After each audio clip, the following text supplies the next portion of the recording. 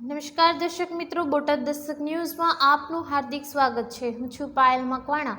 આપ જોઈ રહ્યા છો બોટાદ દસ્તક ન્યૂઝ। હવે પછીના સમાચાર વિગતવાર। સુરતમાં 20 વર્ષીય યુવતીનું ગળું દબાવી હત્યા।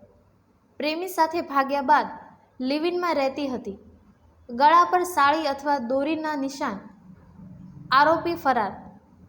સુરતમાં 20 વર્ષીય યુવતીની હત્યા કરવામાં આવી હતી। યુવતી ઘરે બેભાન હાલતમાં મળી આવ્યા બાદ સિવિલ હોસ્પિટલ ખસેડતા મૃત જાહેર કરાઈ હતી। ગળા પર ઈજાના નિશાન હોવાથી પરિવારજનો દ્વારા લિવ-ઇનમાં રહેતા પ્રેમીએ જ ગળું દબાવીને હત્યા કરી હોવાની આશંકા વ્યક્ત કરી હતી। જોકે સિવિલ હોસ્પિટલમાં ફોરેન્સિક પોસ્ટમોર્ટમ કરવામાં આવ્યું હતું, જેમાં યુવતીનું ગળું દબાવીને હત્યા કરવામાં આવી હોવાનું સામે આવ્યું છે, જેના પગલે રાંદેર પોલીસે હત્યાનો ગુનો નોંધી તપાસ હાથ ધરી છે।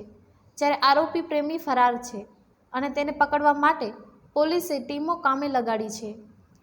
મળતી માહિતી પ્રમાણે મૂળ દાહોદ અને સુરતના પાલનપુર જકાતનાકા વિસ્તારમાં 20 વર્ષીય અસ્મિતા રાહુલ મચ્છર પરિવાર સાથે રહેતી હતી।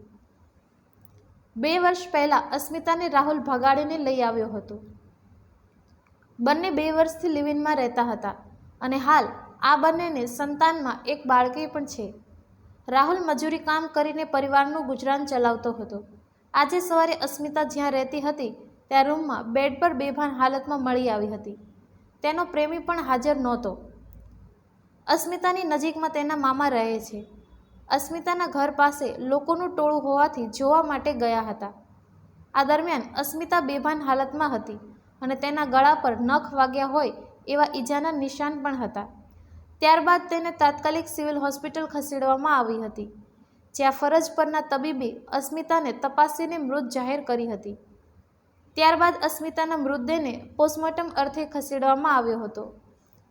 Rander police inspector M.K. ગોસ્વામીએ જણાવ્યું હતું કે શરૂઆતમાં અકસ્માતે મૃત્યુનો કેસ નોંધવામાં આવ્યો હતો, પરંતુ ફોરેન્સિક પોસ્ટમોર્ટમ રિપોર્ટ અનુસાર ગળું સાડી કે દોરી જેવી કોઈ વસ્તુથી દબાવવામાં આવ્યું હોવાનું સામે આવ્યું છે।